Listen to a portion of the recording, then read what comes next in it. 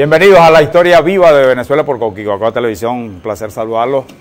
En el tema internacional, la geopolítica petrolera y el petróleo esquisto.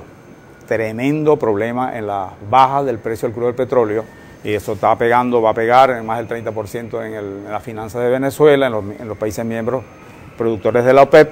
Y este tema lo vamos a analizar con detalle con el profesor Luis Chaparro. Bienvenido, asesor de la alcaldía de Cabima. OPEP a ponerse de acuerdo sobre el crudo, ahora se reúnen el jueves en Viena y es un problema inmenso que tenemos. Bienvenido, Luis. Sí, muy buenas tardes, gracias por la invitación a tu prestigioso programa, me siento muy complacido. Y las causales de la baja, ¿no? ¿Por qué obliga a la OPEP a reunirse de emergencia en Viena este jueves? Esas causales pueden analizarse bajo múltiples dimensiones, dimensiones de orden geopolítico, dimensiones de orden de manipulación de lo que es el hecho económico nacional e internacional, y las manipulaciones de siempre que existen bajo las tres guerras fundamentales que ha montado el imperio durante el final del siglo pasado y este siglo, que son la guerra psicológica, la guerra mediática y aún la guerra esa directa con aviones y bombardeos, etcétera. Todo eso de la geopolítica internacional está muy íntimamente relacionado con la cuestión de los precios del petróleo. Ramírez, en el periplo que acaba de realizar con los países Emiratos Árabes Unidos, Qatar, Rusia, en la mayoría de los países productores de petróleo, logró va a lograr reunirlos ahora el jueves en Viena en una estrategia de Venezuela, que es bajar la producción, detener el bombeo para aumentar los precios. ¿Qué dicen? Bueno, eso tendría primero que verse en el mismo escenario donde se van a desarrollar los acontecimientos, si verdaderamente nuestros aliados de siempre, nuestros aliados estratégicos de países productores de petróleo continúan en la tónica de disminuir esa producción para tratar de incrementar los precios del petróleo. Personalmente creo que es muy difícil que sobre todo Arabia Saudita, Kuwait, Qatar, Emiratos Árabes cambien de la política de la sobreproducción hacia una política de recorte. Bastante difícil, aunque no imposible, que bueno, haya logrado nuestro canciller convencer a esa dirigencia árabe de la necesidad de disminuir de esos precios. Pues, aparentemente Arabia Saudita no quiere detener el bombeo para elevar los precios, mantienen una posición bastante cauta, bastante moderada. Y lo mismo Irán acompaña a Venezuela en bajar la producción petrolera para aumentar los precios, en una tesis que en otra hora fue muy fuerte cuando habían crisis en el Medio Oriente. Pero aparentemente esta posición no luce tan sólida para la discusión este jueves, ¿no? con los 12 ministros representantes de los países productores de petróleo. Sin embargo, ¿qué hacer, no? El fondo de esto, ¿por qué están bajando los precios? De 13 semanas vienen bajando los precios, ya lo tenemos en 68.9 dólares el barril, el precio venezolano. Sí, yo creo que no es fundamental, profesor, bueno, es posible equivocarme, pero no es fundamental, que esto se debe a una manipulación mediática de un hecho tecnológico que ha comenzado a formar parte del problema de la producción del petróleo a nivel internacional, y es el denominado del petróleo ese de esquisto, que es en lo fundamental un gas. El gas de esquisto, hasta hace 6 meses, 3, 4 meses, se hablaba del gas de esquisto. Después, con las manipulaciones mediáticas del imperio, con las manipulaciones de las grandes transnacionales, es que comienza a hablarse del petróleo de esquisto y las ventajas que teóricamente este petróleo estaría generando para los países que la producen y las desventajas que estaría generando para conservar los precios del crudo a 100 o más dólares el barril.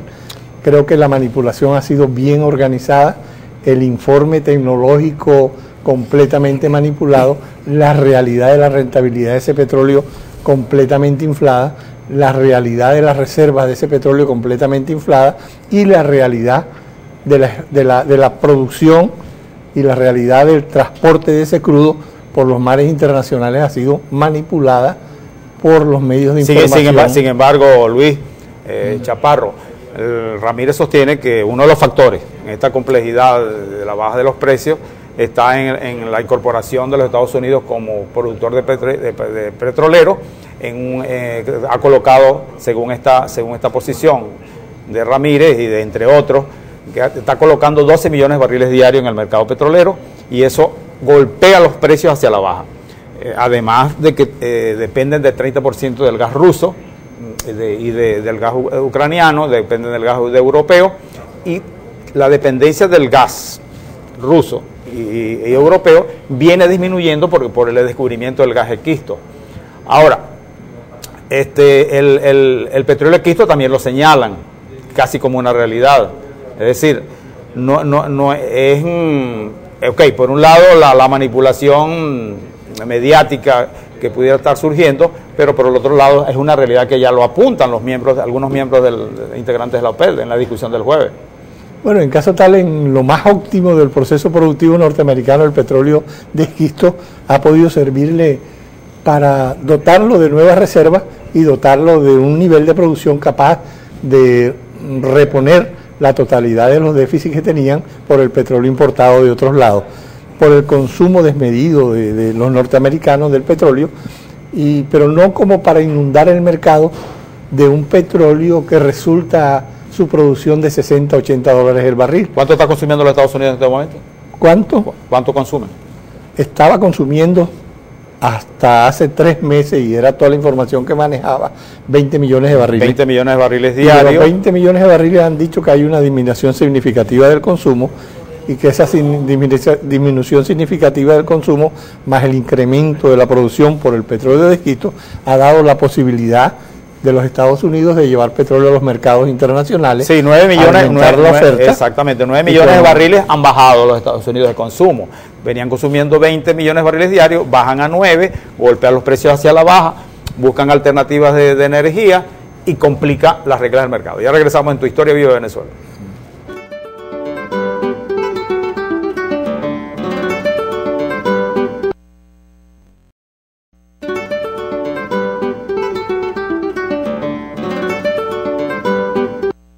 Hay una realidad petrolera grave en Viena, en el Palacio. ¿Está en pantalla el Palacio?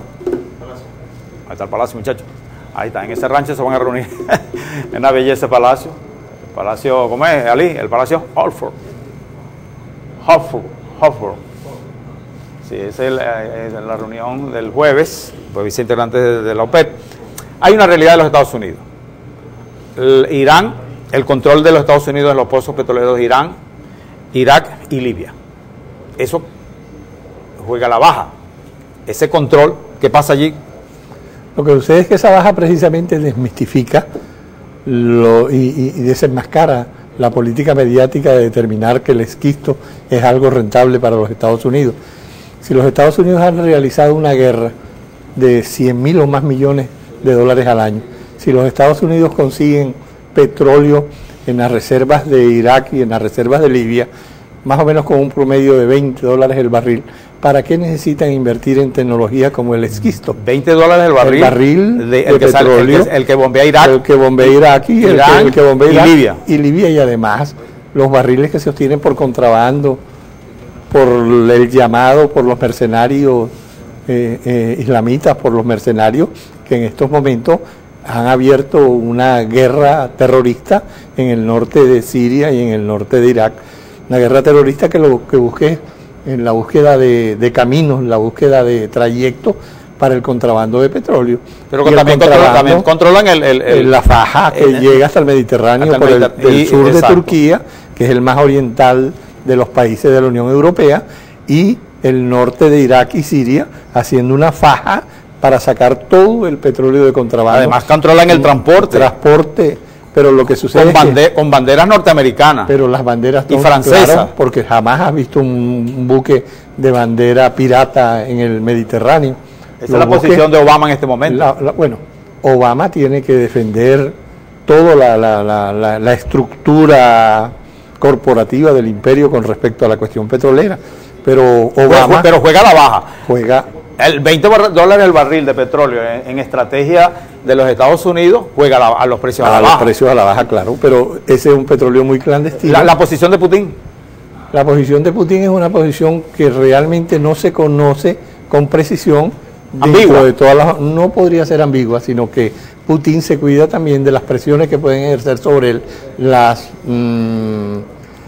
condiciones que se sumen a un veto, por parte de los alimentos que necesita Rusia en estos momentos para su subsistencia dentro de un profundo invierno que se le aproxima a Rusia. Los inviernos en Rusia no son los inviernos venezolanos de lluvia de 30, 28 grados, son menos 30, menos 28 grados centígrados. En invierno no se produce alimento, en invierno los inventarios de alimentos se consumen a nivel de la población. ¿Y su despensa depende de los Estados Unidos? Un veto de un alimento le permite, no le permite a la Unión Soviética una movilidad tal de que puede imponer precios ahora en el mercado. Pero la Unión Soviética, perdón, Rusia, se mueve dentro de esa ley de la oferta y la demanda. En caso de que en Rusia se necesite, por la disminución de los precios del petróleo, incrementar el bombeo de gas, y el bombeo de petróleo lo va a hacer, como lo hacen la totalidad de los países, en caso de que la tesis de mantener los precios del petróleo por debajo de los $60 el barril y la abundancia de ese petróleo en el mercado. ¿Tú crees que pegue las sanciones económicas contra Rusia? De parte de las Naciones Unidas. Ha sido reconocida el impacto que producen las sanciones en Rusia por el mismo Putin. Pero Putin ha dicho que más es el daño que le hace a los países productores.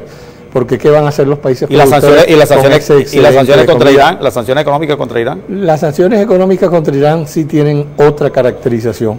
La caracterización es que, ustedes saben, en el norte de Irán, profesor, hay una gran inversión rusa para la construcción de centrales eléctricas de origen atómico.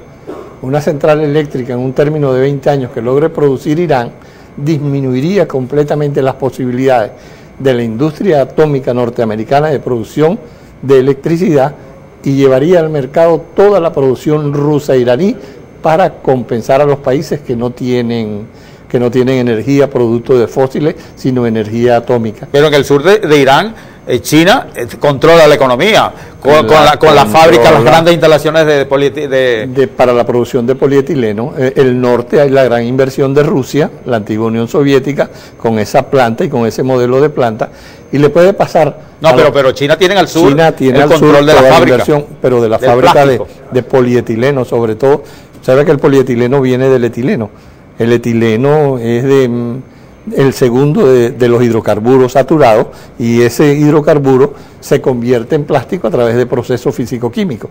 Ahora, la gran industria plástica China ha hecho una inversión, profesor, aproximadamente de $150.000 millones en el sur de Irán. Por eso es que Irán es inexpugnable. Por eso es que Irán jamás va a conseguir un voto positivo o un voto neutro de China y de Rusia para efecto de lograr que los Estados Unidos penetren en él. Por eso que se complica la posición de Irán ahora el jueves en Viena. Y los Estados Unidos tienen una base militar en Irán, evidente. No, la base militar, o sea, en lo que llaman el mar que colinda con las orillas de Irán, pero no tienen una base propiamente dicha. Rusia sí tiene una base propiamente dicha en el norte de Irán. O sea, no confundamos Irán con Irak. En Irak es donde está la presencia militar norteamericana.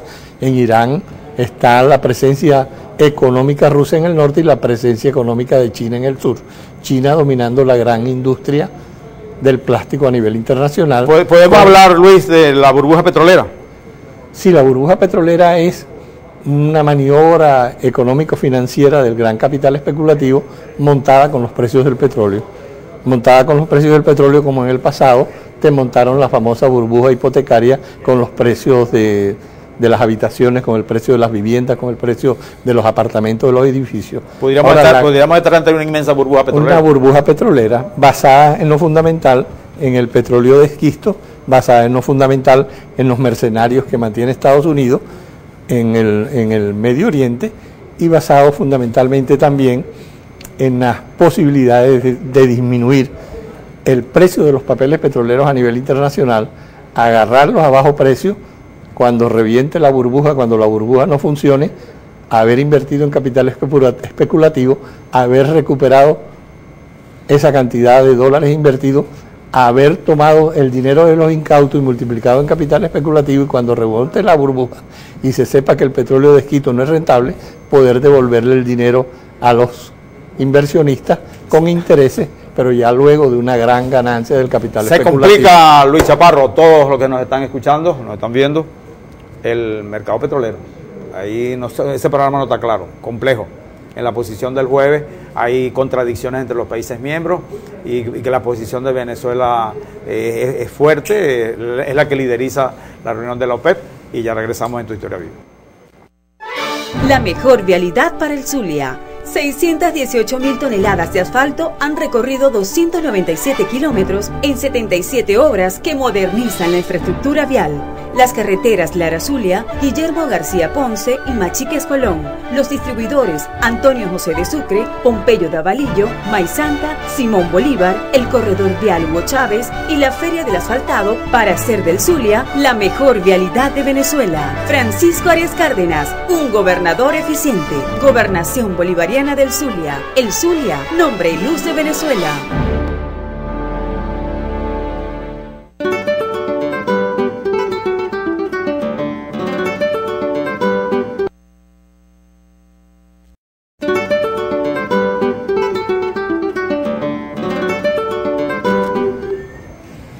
Vamos a ver en forma pedagógica y técnicamente lo que es el petróleo de esquisto. Bien, hay unas láminas que se han preparado. Vamos con la primera, la piedra esquisto. Sí, sí. Luis. Sí, bueno, para que entendamos muy bien la cuestión de esquisto. Esquisto, ustedes saben, la totalidad de los petróleos fósiles salen de las piedras, pues, pero el petróleo de esquisto sale de una piedra que tiene muy baja porosidad y muy baja permeabilidad. Esa baja permeabilidad no le permite al petróleo o al gas que se encuentra en esa piedra salir de manera espontánea. Al no poder salir de manera espontánea, esa piedra necesita ser como una especie de ser bombardeada a través de una corriente de agua a alta presión y temperatura, acompañada de esa corriente de agua de químicos diluyentes de la piedra. Esa piedra se diluye. Cuando se diluye, conjuntamente el material de disolución saca de su porosidad y le incrementa su factor de permeabilidad para permitir que el petróleo fluya y salga. Eso es más o menos la complejidad de lo que veníamos hablando, profesor. Eso es lo que llama la fracturación hidráulica. Esa fracturación hidráulica es tan compleja, profesor, que necesita tener primero una profundidad de pozos de 2 kilómetros. 2.000 metros de profundidad. 2 kilómetros. 2 kilómetros, un pozo vertical.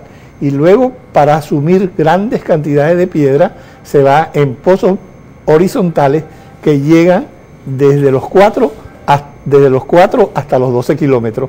O sea que el efecto de un pozo, de ese pozo que ustedes ven perforado ahí, sobre la piedra es hasta de 14 kilómetros, incluyendo 12 kilómetros en la superficie, en los elementos subterráneos. Ese petróleo, para que comiencen viendo la complejidad de extracción de ese petróleo, esa complejidad de esa extracción de ese petróleo viene acompañado con muchos impactos. Los impactos que ven ahí son impactos que tienen que ver con los elementos químicos que afectan la salud, con los elementos de contaminación y aún con un elemento peligroso que son los elementos sísmicos. Ustedes sabrán que si en la parte inferior de una tierra se ablanda esa parte inferior, la parte superior tiende a caer, tiende a temblar, y hay seísmos que se han calculado en la parte donde se hace la explotación de ese petróleo de esquisto. Entonces miren nada más el listado de problemas que tiene que afrontar una... Altera el paisaje, contamina el aire, contamina las aguas, contamina produce grandes movimientos sísmicos. Y produce problemas fundamentales para la salud del hombre. Miren la complejidad. Esa complejidad significa la cantidad de camiones que hay que movilizar, la cantidad de tanques con solución. Esas soluciones, esos tanques que ven ahí, son, si no me equivoco, 27x3 tanques, hileras de tanques, llenos de agua a una temperatura determinada, complementadas con productos químicos que afectan la piedra y la diluyen. Eso es los tanques donde se almacena esa agua contaminada, toda la totalidad de los tanques, y miren a la derecha de su televisor que hay una serie de mangueras en forma de serie que alimentan un central que es el que va para el pozo a inyectar el agua con los productos químicos que van a diluir la piedra para sacar. Imagínense la complejidad tecnológica. Ahí está, las cantidades de agua que se utilizan, las cantidades de agua que se utilizan, no, que se inutilizan, las cantidades de agua que se inutilizan en una propuesta de este tipo. ¿En un pozo cuánto más o menos? En un pozo, la cantidad que aparece en un pozo durante 20 años se consumen 27 millones de toneladas métricas de agua, y abajo aparece la cantidad de agua que jamás se recupera del subsuelo. Esa agua que queda en el subsuelo que jamás se recupera es la que va ascendiendo y contaminando. Pero la contaminación no solo es química, la contaminación también tiene efecto de gases contaminantes como el metano, que tiene una mayor, porque es como despide en su mayoría gas, el metano sale a la atmósfera. Miren, esa es la complejidad. Miren, comparen un pozo de eso con la complejidad de trabajo que tiene un pozo aquí en Venezuela. Ni siquiera la 20ª parte de esa complejidad. Por eso, por todas esas condiciones históricas y concretas que se presentan en la explotación del esquisto, es que se hace caro ese proceso. Ese proceso, movilizar todos esos camiones, movilizar toda esa agua, movilizar perforación a esa profundidad, hacer pozos a esa profundidad, genera un barril de petróleo aproximado de 60 a 80 dólares el barril. Y si es de 60 a 80 dólares el barril... Esa es la instalación de gas normal. La instalación normal de gas. Sí. Mira la diferencia. Una diferencia, pero una diferencia asombrosa, y cuánto la maneja con respecto a la anterior. Ahora, el problema es que cuando hay una diferencia tan significativa... Esa es otra instalaciones de gas. Instalaciones de gas normal de Irak. Las instalaciones de gas, pero de gas natural. De gas natural normal. Y el problema es que este gas fluye en la naturaleza combinado con la extracción de petróleo. Como fluye el gas natural en nuestros mechurrios, que los quemamos y lo enviamos a la atmósfera. Ahí está la cantidad de gas. Ese gas no sale así cuando es petróleo de esquisto. Cuando es petróleo de esquisto, de las grandes profundidades. A grandes profundidades y con grandes cantidades. Y viene ya contaminado. Con grandes cantidades que contamina. Ese es, sí, precisamente esa es la producción de crudo de la OPEP. La producción de crudo de la OPEP. ¿Y cuál ha sido su comportamiento durante los años actuales? Actualmente son 30 millones de barriles diarios. Que producen, y de los 30 millones dicen que Arabia Saudita está produciendo la tercera parte de ellos. Produce más de 9 millones. Bueno, más de 9 hay tendencia a que produzcan 12 diarios. Sí. La producción de Irak bajo 2 escenarios. Sí. ¿No? Que son la complejidad de los conflictos que han tenido. Por los conflictos que han tenido, sobre todo ahorita en la zona norte. Pero lo que sucede es que la zona norte de Irán, recuerde que dan para el más oriental de los países europeos, de la Unión Europea, que es Turquía. Ahora, Turquía tiene una doble jugada: apoyar las posibilidades de conflictos en la zona norte de Irak y en la zona norte de Siria para establecer un corredor fronterizo donde pueda salir todo el gas de contrabando hacia el Mediterráneo. Y además, eso le garantiza igualmente tanto a Irak como a Turquía la posibilidad de neutralizar un grupo radical que se ha movido dentro de esas montañas y dentro de esas realidades geopolíticas, que son los kurdos. Los kurdos, acabar con los kurdos, acabar con la nación kurda, acabar con la nacionalidad kurda, para tratar de establecer ahí una nacionalidad basada en mercenarios. Son los famosos mercenarios que ahora quieren llamado como EI, Estado Islámico. Cuando nosotros pronunciamos que eso es un Estado Islámico, estamos ayudando a las tendencias del imperio de colocar en el norte de esos países y en el sur de Turquía un Estado. Bueno, sí. Ya regresamos con Luis Chaparro en el tema de la geopolítica petrolera y el petróleo esquisto en Tu Historia Viva Venezuela. En el Zulia seguimos avanzando en la lucha contra el dengue y la fiebre chikungunya, una acción conjunta del Estado Mayor de Salud con atención directa en todas las parroquias del Estado, eliminando casa por casa los criaderos de mosquitos a través del despliegue de 300 efectivos para el abordaje integral de actividades especiales de fumigación y abatización con la utilización de productos adecuados para preservar la vida de todos los zulianos. Juntos podemos evitar la propagación de estas enfermedades. Gobernación Bolivariana del Zulia. El Zulia, nombre y luz de Venezuela.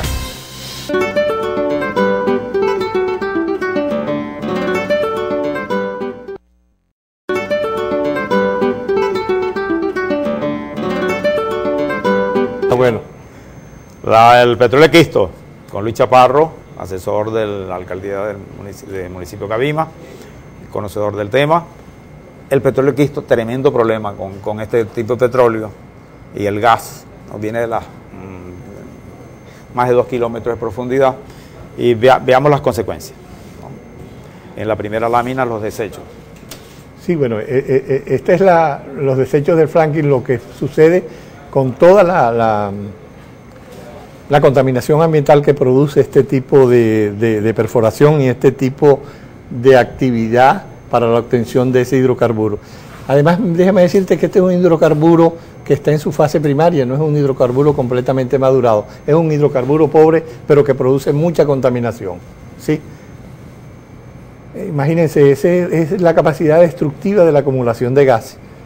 Eso es en el mismo territorio norteamericano. En Pensilvania. En Pensilvania. La explosión de un pozo casero por el gas de fracking. Pensilvania. El fracking, la tecnología para inventaron los gringos para tratar de compensar los precios del petróleo. Y para sacar el gas y el petróleo de Quisto.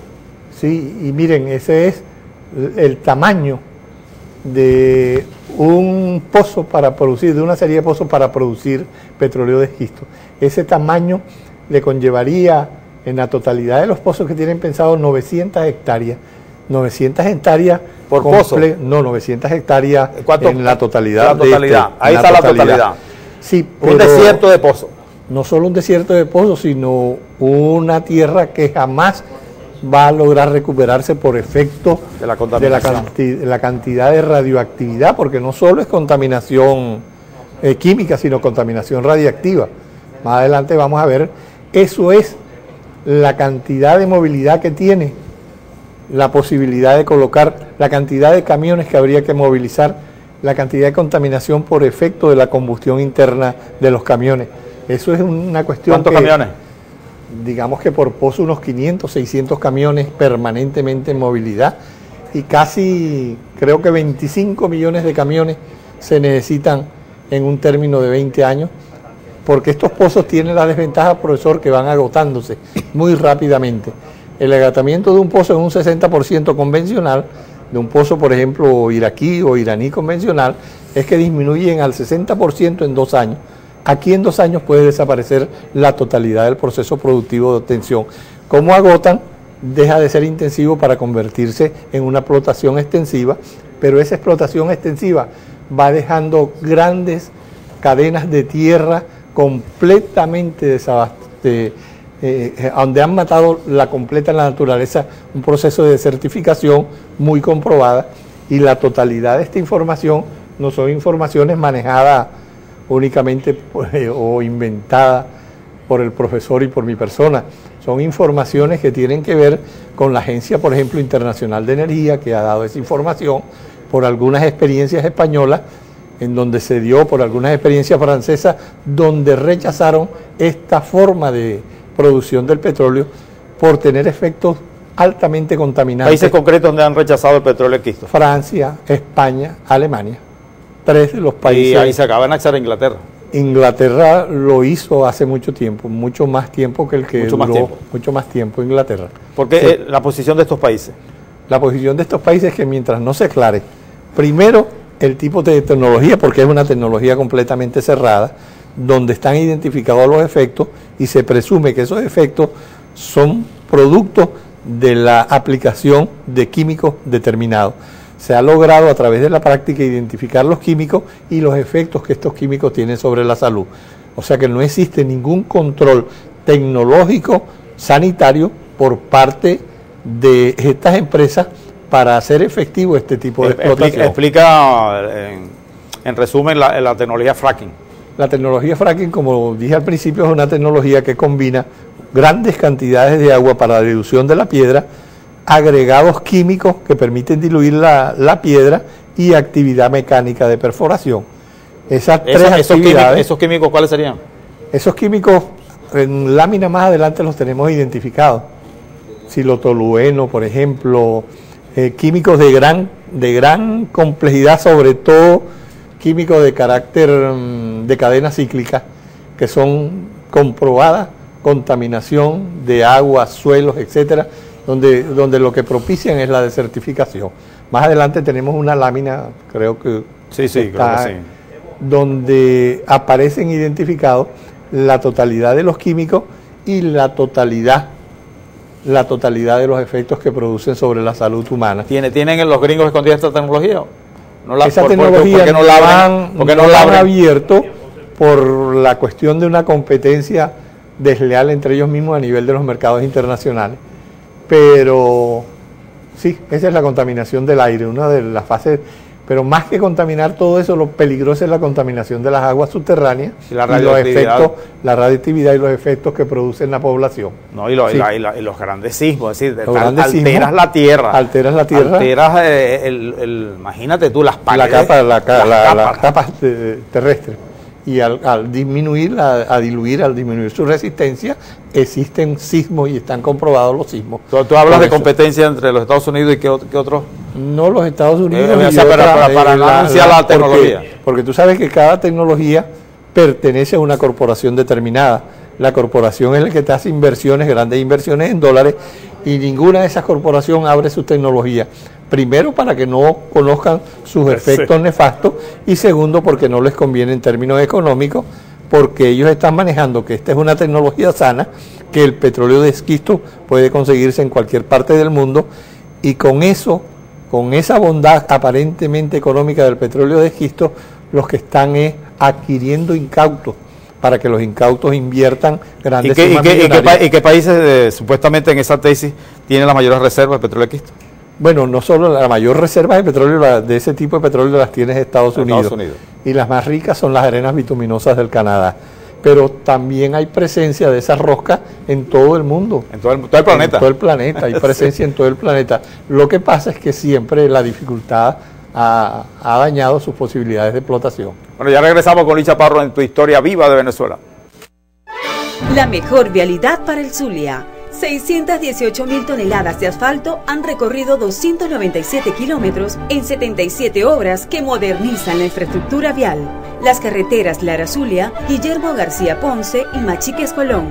Los distribuidores Antonio José de Sucre, Pompeyo de Avalillo, Maizanta, Simón Bolívar, el corredor vial Hugo Chávez y la Feria del Asfaltado para hacer del Zulia la mejor vialidad de Venezuela. Francisco Arias Cárdenas, un gobernador eficiente. Gobernación Bolivariana del Zulia. El Zulia, nombre y luz de Venezuela.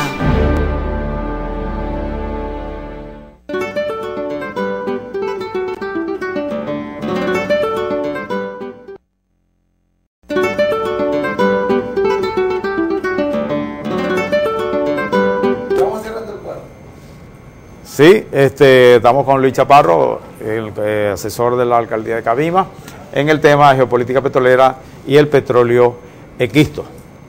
Tremendo problema con este petróleo. Tremendo problema, profesor, por la falsedad de las informaciones que se han manejado a escala internacional y peor, o más peor, como decimos nosotros, la receptividad que ha tenido en nuestros investigadores para tratar de justificar toda una información falsa y que diseñemos estrategias con base a esas informaciones manipuladas por el imperio.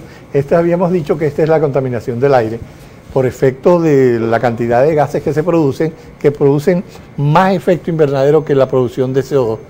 El metano, sobre todo, que es el gas que más se produce en este tipo de perforaciones, tiene mucho más efecto contaminante que el que tiene el CO2.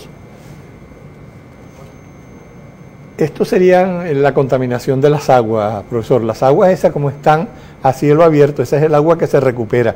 Esa agua recuperada tiene gran cantidad de radioactividad y gran cantidad de residuos tóxicos de origen químico que si acaso llegan a desbordarse por efecto de una inundación, por efecto de una rotura de los diques que la soportan, habría una contaminación completa de agua y suelo a su alrededor. Bueno, tal como lo expresamos ahorita, la contaminación del aire, esos paisajes deberían de observarse por la cuestión de que el agua que escapa del subsuelo es agua completamente contaminada y produce los efectos de desertificación. Y contra eso es que podría ir las inversiones para tratar de justificar la problemática relacionada con eso. Es un pozo abandonado. aparentemente un pozo abandonado cesó, como cesan aquí cuando cesa el proceso productivo, las matas vuelven a nacer, los árboles vuelven a nacer sobre los pozos. Aquí no, porque hay un proceso de contaminación que continúa aún habiéndose suspendido el problema de la producción de gas de esquisto. El cuarto. Esto sería, Sigue. Esto sería, profesor, las zonas geográficas de impacto en el proceso productivo de ese gas. Sí. Ellos tienen las zonas de extracción de gas de esquisto en Estados Unidos, ¿no? Lo que está a nivel de Rosado, ¿no? Ahí está el mapa. Sí, el mapa significa, entre más oscuro, más posibilidades de producción de ese gas hay, porque es que, como les dije ahorita, esa piedra que produce el denominado petróleo, entre comillas, de esquisto, es una piedra que se halla a grandes profundidades en todas partes del mundo. Sí. Los aumentos históricos de la producción petrolera. Sí, el aumento histórico de la producción, que ahora tratan de decir que la producción de los Estados Unidos ha aumentado significativamente por el petróleo de esquisto. La gran interrogante es y esa es la roca de esquisto. La roca de esquisto, con gran porosidad, se dice que poca porosidad y almacena petróleo interno. Pero almacena muy poco petróleo, muy poca cantidad de petróleo. Son rocas que están en una etapa primaria de formación del petróleo. Eso no puede considerarse un petróleo dentro de lo que significan. Eso no es ni siquiera comparable con nuestros petróleos extrapesados. Ni siquiera es comparable que nuestros petróleos extrapesados, nosotros lo metemos en un proceso de mejoramiento, le mejoramos la viscosidad y lo llevamos de ahí del mejoramiento de la viscosidad, lo llevamos hacia los procesos de refinación. Todavía no se sabe qué hacen ellos con el famoso petróleo de esquisto, a qué refinadora lo llevan. O sea, ese es decíamos en una reunión que teníamos, es que había un ejemplo de los que eran los alquimistas de hace 5 o 6 siglos, que habían propuesto entre ellos en la novela 100 años de soledad de García Márquez transformar el hierro en oro. Ellos están transformando una piedra de muy poca productividad, muy poca porosidad y muy poca permeabilidad, la están convirtiendo en un petróleo de primera línea capaz de competir con el petróleo Brent, por ejemplo, el petróleo liviano que se produce a nivel internacional. Eso mueve a la risa y a la pena de que nosotros sigamos creyendo que el petróleo de esquisto es una posible solución a la problemática energética del mundo actual. La problemática energética del mundo actual sigue dependiendo, en lo fundamental, de las grandes reservas de petróleo que existen en 2 de los países fundamentalmente productores, que son Venezuela y Arabia Saudita. Venezuela mucho más, porque Venezuela, es decir, yo no entiendo por qué nos dicen ese problema del petróleo venezolano. Tu mensaje, Luis. Vamos a tratar de establecer una serie de lineamientos claros, entre ellos, por ejemplo, la escala móvil de producción. Aquí estamos trabajando como si el petróleo se nos hubiera agotado. ¿Cómo consiste esa escala móvil? Esa escala móvil es que cuando tengamos precios demasiado bajos en el mercado, para no romper con la inversión económico-social que necesita el país, necesitamos incrementar nuestra producción y la incrementamos, pero eso no lo determinamos nosotros tampoco, profesor. Eso lo determina la ley del Plan Patria, que para el año 2015... La ley del Plan Patria. Que para la el ley año, del Plan de la Patria. De la Aquí patria, está. Que para los niveles de producción para los próximos años. Para el año 2015 plantean 600.000 barriles de petróleo más. 600.000 barriles de petróleo más. A 60 son 36. ¿Y cuáles serían nuestros clientes? Más 60. Japón. Los clientes serían Japón, Corea del Sur, Corea del Norte, y todos los países de lo que denominan el lejano oriente. Si aumentamos la producción, abrimos el mercado. El mismo Caribe, profesor, nosotros no necesitamos recortar en el Caribe, recortar absolutamente nada. Porque lo que tenemos es que seguir bombeando, aumentando la producción. No, simplemente una reflexión final. Una reflexión. La reflexión final es, si Venezuela fue capaz de subsistir con $2 el barril y después con 7 que lo llevó Justi, más subsiste con $60 el barril. Y más subsiste si la aspiración ahora para la reunión de Viena. La aspiración de la reunión de Viena es que haya un mecanismo que convenza, que yo estoy casi seguro que no va a ser así, ojalá y me equivoque, que convenza a los grandes productores de disminuir. Pero el problema actual no es oferta y demanda, profesor. El problema actual es del capital especulativo adquiriendo con esta crisis bonos petroleros a bajo costo. El problema es que están recibiendo millones de incautos. Entonces, manejémonos con cuidado en esta próxima reunión de la OPEP. Hay que estar pendiente de la reunión de la OPEP el jueves. Claro, y te esperamos en el próximo programa en la historia viva de Venezuela.